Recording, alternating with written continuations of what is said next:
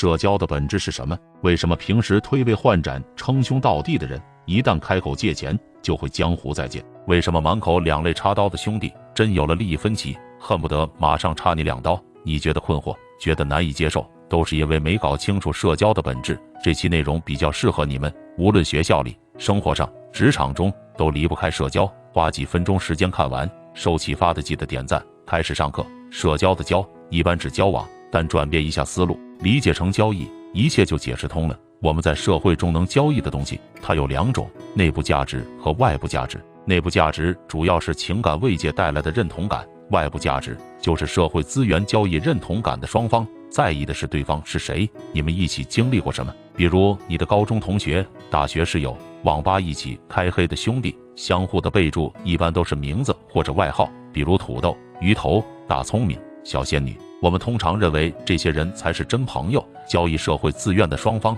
在意的是对方是干嘛的，他能提供什么外部价值。比如饭局上认识的各种大佬和社会人，相互的备注一定会体现功能性，比如自媒体张总（括号广告费8折），银行梁总（括号贷款审批）， KTV 小王（括号果盘小吃无限送）。我们同样认为这些人不算真朋友，其实交易认同感跟交易资源只是交易标的物不同，并没有高尚和庸俗之分。但是这2种交易物不在一个维度，无法互通。事实上，所有的社交问题都是一方妄图跨维度交易而产生的矛盾。你觉得知心的好朋友不给你借钱就是不够义气，其实这是你妄图用情感认同去交易社会资源。你觉得自己给一个人花了很多钱，帮了他很多忙，他还是不跟你交心，是人不行。其实这只是你妄图用社会资源去交易情感认同。你想要真心，就应该用真心换真心，钱买不来真心。你想要钱，就用外部价值去换，别指望拿真心卖钱。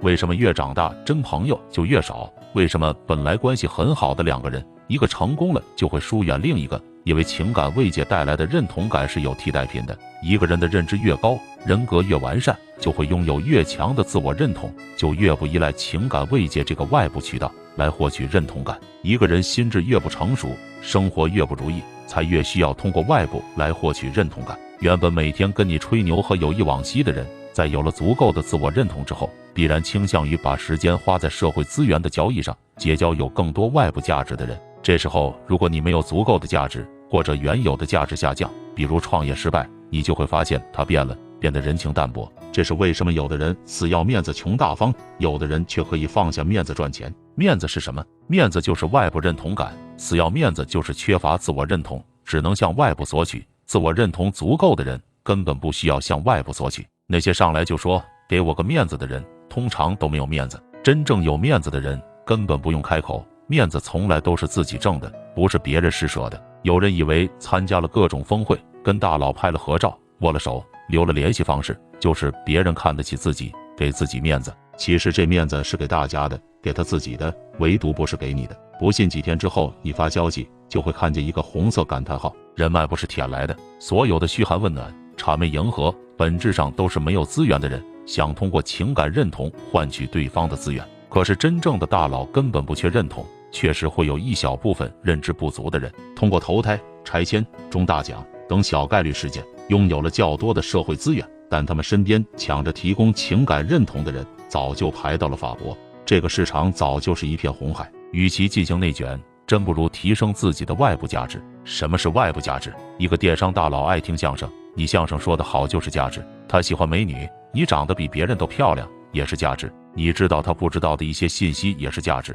有些人努力提升自己的价值，有些人努力假装自己有价值。那些租豪车炫富，说自己年赚几个亿的，就是为了伪装高价值，本质上就是欺骗。但这种伎俩只能骗到一些低价值的人，收割下沉市场。我们从小被教育，朋友多了路好走，在家靠父母，出门靠朋友，但从来都不提靠自己。而人脉建立只能靠自身价值。一切的社交技巧、为人处事之道，都是为了留住人脉。如果一个人特别有价值，但特别傲慢，他建立人脉会很快，流失也会很快。关羽智勇双全，但太过傲慢，强而不谦，刚而易折。而能力太差的人，谦逊也没有意义，谦而不强，人微言轻，很容易成为毫无存在感的老好人。只有强大又谦逊的人，才能快速建立人脉，又能长久稳固人脉。但强大和谦逊就是对立的。就是那句我也想低调，可是实力不允许。能力太强的人很容易获得巨大的成绩，被成就感冲昏头脑，